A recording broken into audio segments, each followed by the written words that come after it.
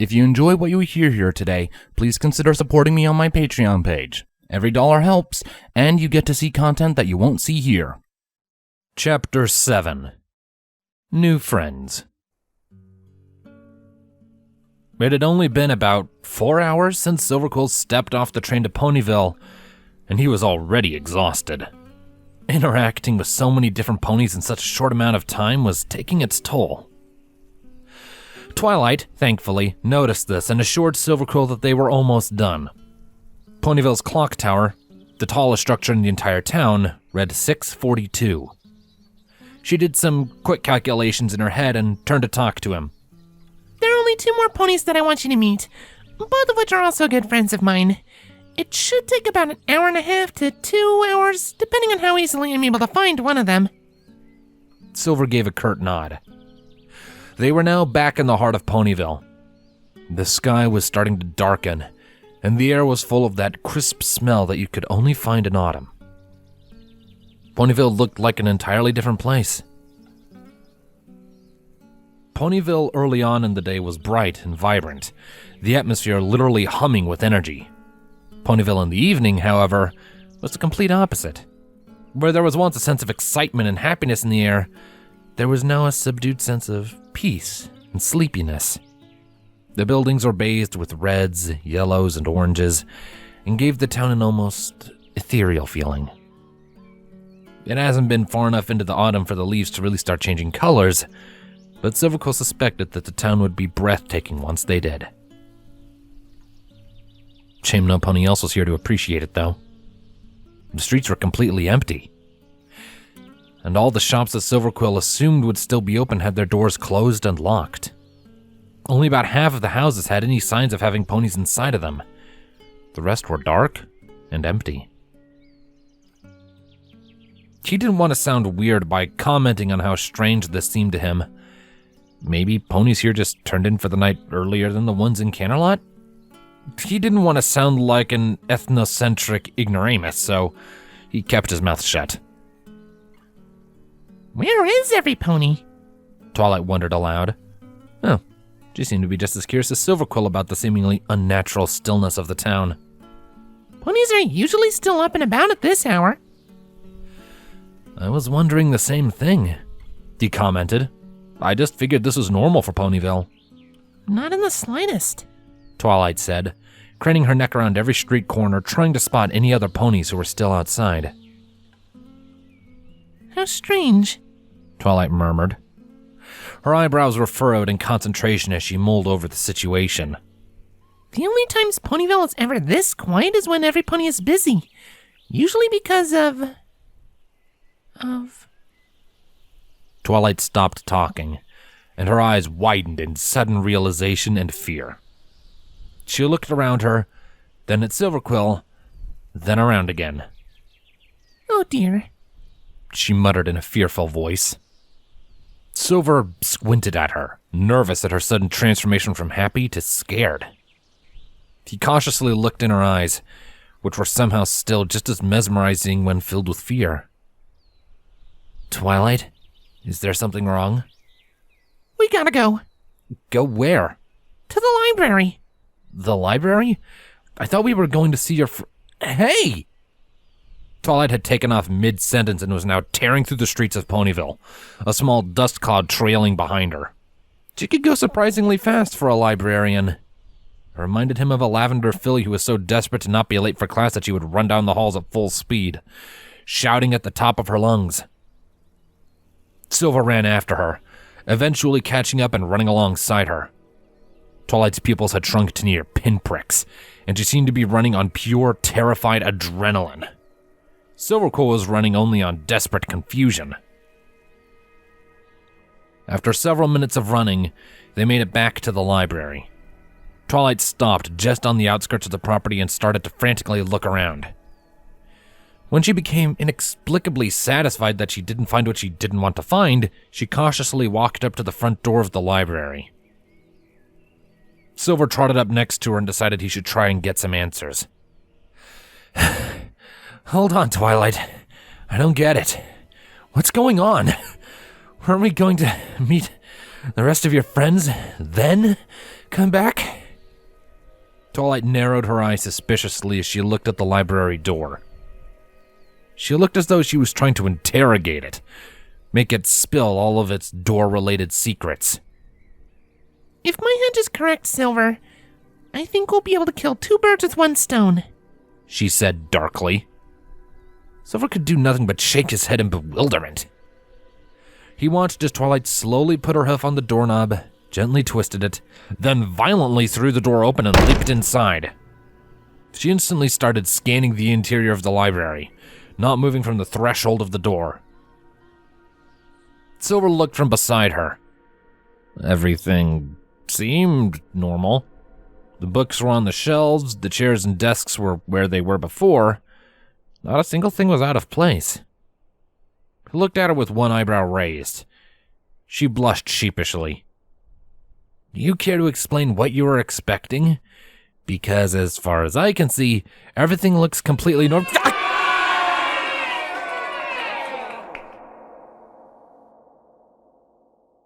Pinkie Pie was ecstatic.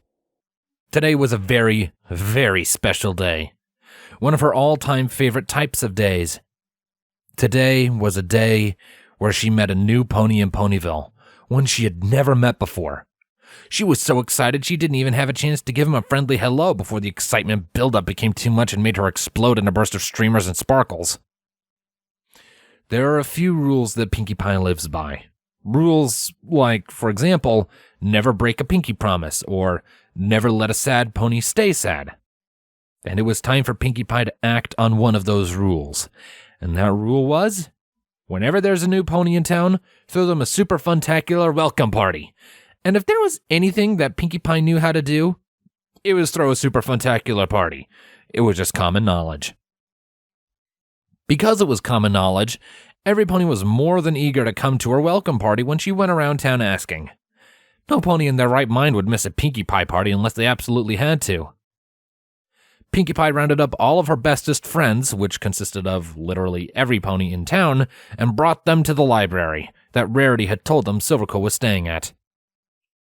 Spike had to be persuaded to let them set up their surprise welcome party, but when Rarity batted her eyelashes at him, commented on how grateful she would be if he allowed it, he agreed. The promise of Pinkie Pie's homemade cupcakes didn't hurt either. Once all of her friends were rounded up, the party favors and decorations set up, and the food made, they made their way to the library and waited for the pony of the hour.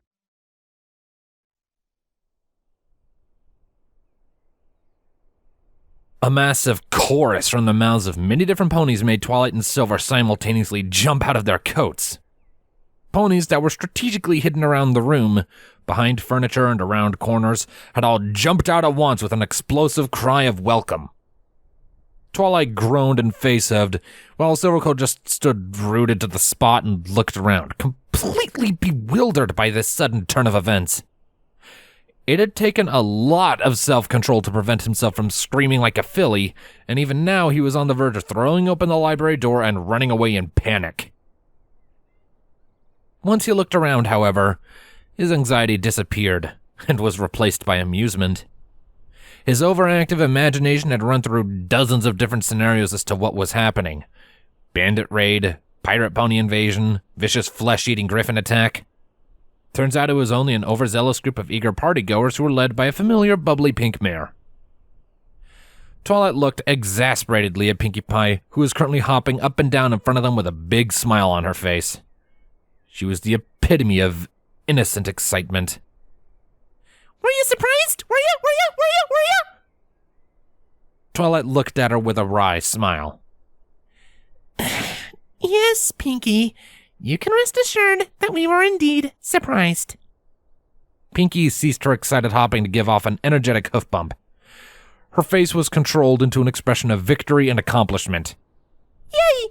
Operation Give the New Pony in Town a Super Spectacular Surprise Welcome Party was a success!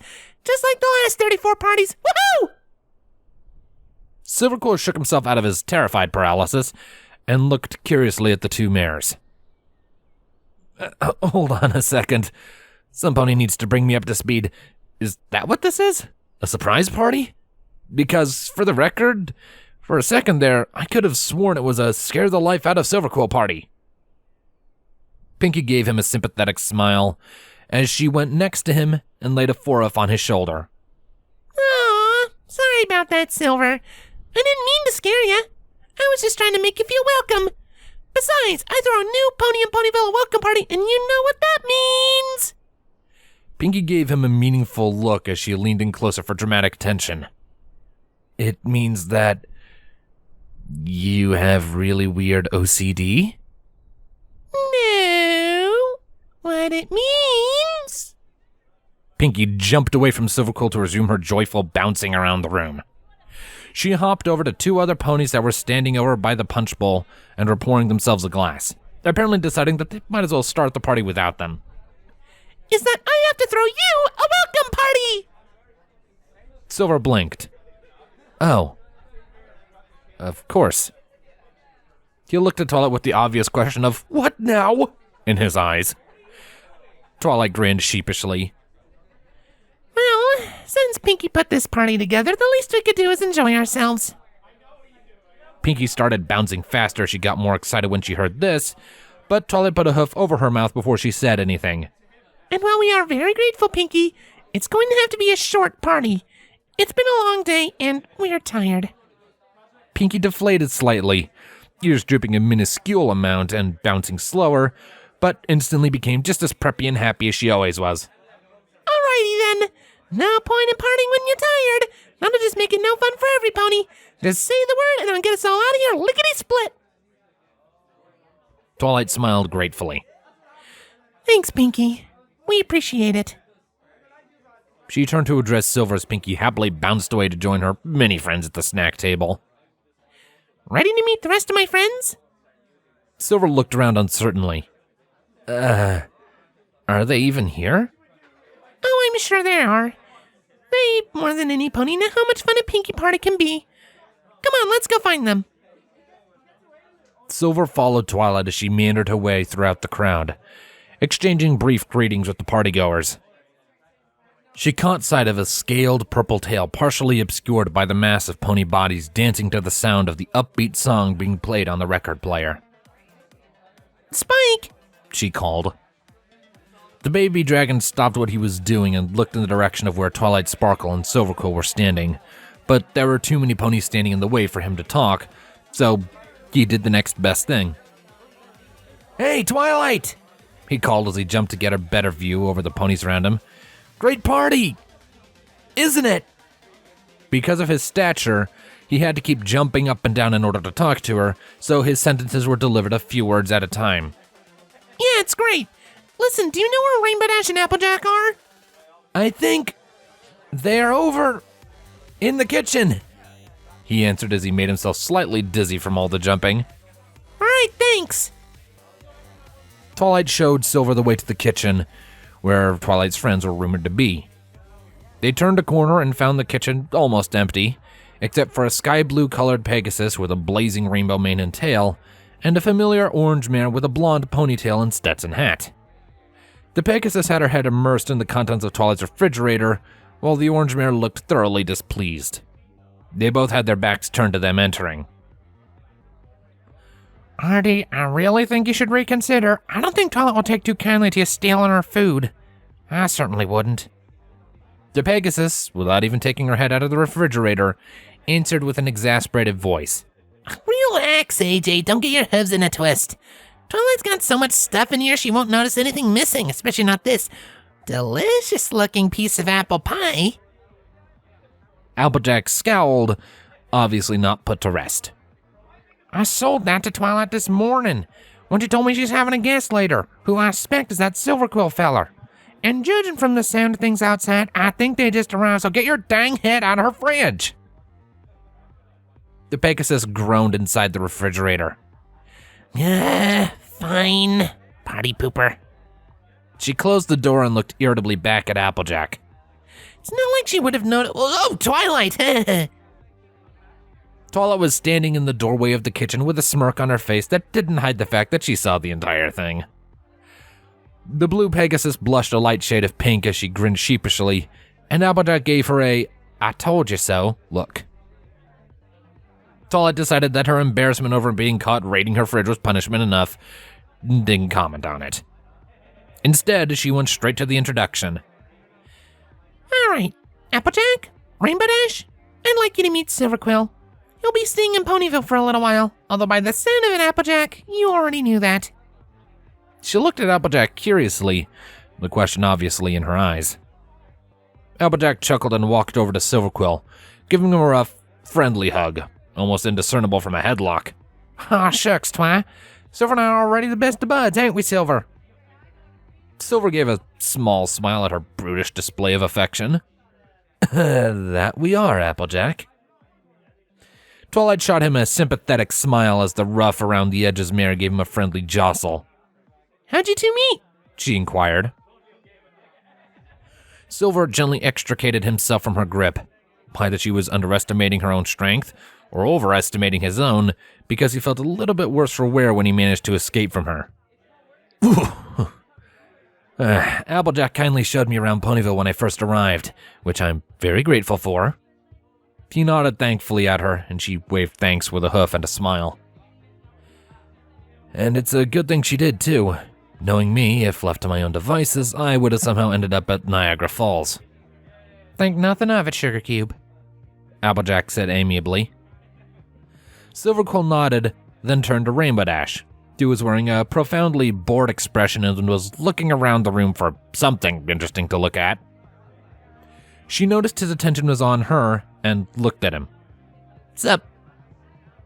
Twilight furrowed her brow slightly in displeasure, and Applejack gave a very non-subtle face-off. Tactfulness. It had never been one of Rainbow's stronger points. Ever polite, Silver smiled. Your name was Rainbow Dash, right? She flashed him a snarky grin. Was, and still is. A chord was struck in Silver's memory. He looked at her thoughtfully. You know, you seem awfully familiar. I think I've seen you before. Rainbow Dash looked at her hoof disinterestedly. Did you know? You probably just heard about how awesome I am or something. Applejack rolled her eyes, but Silver Quill wasn't done. I think you're right, he said slowly. Rainbow Dash froze, losing all interest in her hoof. She looked straight at Silver Quill. I am? She is? Said two voices from behind him simultaneously. Yeah, he said while tapping his hoof against his chin. I do know you, or of you, at least. Aren't you the first Pegasus to pull off a sonic rainboom? Rainbow gave a delighted grin. She struck a small pose, wings flared dramatically, and head held high with one forehoof in the air. Well, I hate to brag, but... She was interrupted by the sound of a loud snort of amusement. Silver turned to see a wide-eyed Applejack with a hoof over her own mouth. Rainbow shot her a dirty look, and Applejack looked away innocently. As I was saying, she continued, I hate to brag, but that amazingly awesome Pegasus was me. Silver Quill nodded appraisingly. Yeah, I recognized you from the Canterlot Gazette. There was an article about you, and a picture of you accepting the trophy from the Best Young Flyers competition from Princess Celestia. Rainbow Dash's jaw dropped. There was an article about me in the Canterlot Gazette? She paused a moment, letting it sink in. That is so cool! She flew up and did a small backflip as she said that, just narrowly missing the lights on the ceiling. She came to a stop in front of Silver Quill and smiled at him. I like you, Silver. You're all right. She hoofed him in the shoulder to accentuate her point. Silver only smiled and nodded as he rubbed his shoulder. Rainbow Dash walked around him over to where Applejack and Twilight were standing with surprised looks on their faces. Come on, AJ. Let's go show these ponies how to really party, she said as she walked out of the kitchen. Right behind you, RD.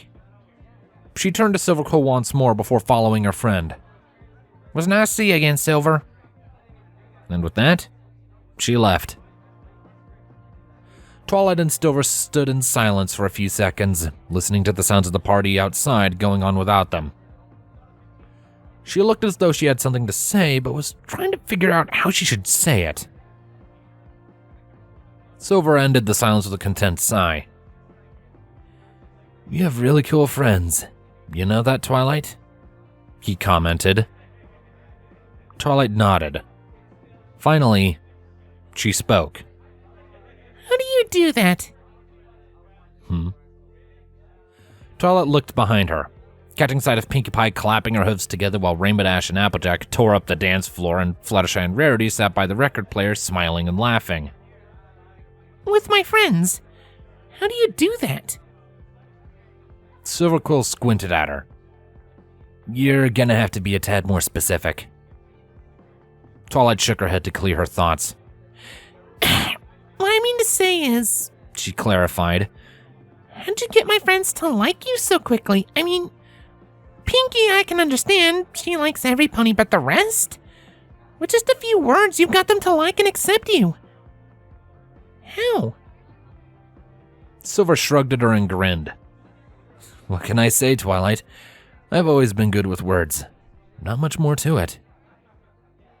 Twilight opened and closed her mouth for a few seconds before sighing. I wish I had that gift. Would have come in handy when I was younger. She said bitterly, with her head hung slightly. Silver Quill looked at her curiously. Her sudden melancholy surprised him. She seemed so happy before, and it changed so quickly. He had his suspicions as to what the problem was, but kept them hidden for the moment.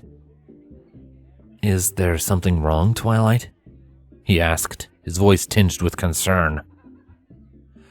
She shook her head slowly, her mane swaying gently from side to side. No, nothing's wrong. She looked at Silver Quill for a moment before continuing. I just wish I could do what you did. Have ponies like me and all that. I used to be a very lonely pony before I came to Ponyville, and I didn't even realize it. I see, he replied quietly. He walked over to her and laid a supporting hoof on her shoulder. She looked up at him, eyes wide with surprise and sadness. But what you're forgetting, Twilight, is that you don't need to act like me to get ponies to like you. You're plenty likable just the way you are. Twilight's head cocked to the side as she took in his words. It's easy to live in the past, Twilight. Easy to think about all the things that we wanted to have or wanted to do. But you can't do that. He gestured to the exit of the kitchen, beyond which the sounds of a lively party could be heard. All those ponies out there are your friends, and they like you for who you are. It's important that you remember that. Right now, you have friends who care for you deeply. Nothing can change that. Twilight smiled weakly, some of the sadness leaving her eyes and being replaced by gratefulness and hope. Silver Quill continued. Besides, you know what you have to do in order to make up for a past full of loneliness? What's that? Silver smiled warmly at her. You have to spend as much time with your friends as possible. And from what I can tell, you're doing a pretty good job of it. Twilight laughed lightly, all traces of her previous sadness now erased. She looked at Silver Quill with moist eyes, then wrapped her forelegs around him in a hug. Thanks, Silver, she said softly. You're a good guy. Silver's heart hammered in his chest, so much that he was sure she could feel it. His other, more emotional side started to get to the surface again, and it took everything he had to suppress it, which was no simple task. Her sudden closeness caught him off guard, and he was suddenly noticing how good she smelled. He managed to lightly pat her on the back. Anytime, Twilight. Twilight let go of him and stepped back. They stood there for a little while, not saying anything. Those limpid pools of violet that were her eyes beckoned him again, and he found himself wanting to do nothing but drown in them. Twilight did nothing but stare back, as though he was an extremely intriguing specimen. Twilight, what are you doing? You're missing the party! Cried a voice from the other room. Pinkie Pie poked her head around the corner and gave them a disapproving gaze. I know I said that the party was going to be short, but you guys aren't even partying. Silver Quill was thankfully broken from Twilight's enrapturing spell at the interruption. Twilight looked behind her to see a very disgruntled party pony and laughed. Sorry, Pinkie. We'll come out and join the party now, she assured. Pinkie's frown disappeared behind her trademark smile. Okie dokie Loki, she answered, and then disappeared from view. Twilight turned to Silver. She seemed to be completely back to normal. Come on, let's go get some cake. Silver nodded, back to his usual self. Sounds good to me.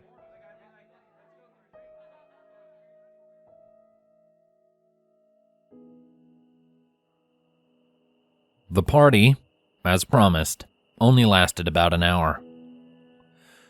Many ponies were disappointed that one of Pinkie Pie's famous parties wasn't going to last longer, but Pinkie's promise that her next party would be twice as long as usual set them at ease. Silver Quill was asleep on his hooves. He had used his last reserves of energy for chatting, eating, laughing, and introducing himself to other ponies. He even played a few games of pin the tail on the donkey, although he refused to dance. At the end of it all, he felt like he had participated in the running of the leaves race, only without the sore muscles. Twilight bade Silver good night at around 8, and they both went to their rooms. But no matter how tired he was, Silver couldn't sleep. His brain, now that his body was no longer moving, was assaulting him with all sorts of sensations, mainly involving Twilight. The way she looked at him, the feel of her hooves around his neck, the smell of her mane when it was inches away from his face, they all prevented him from getting even a moment's rest. But, finally, his fatigue became overbearing enough that he managed to power through his thoughts and fall into a deep slumber.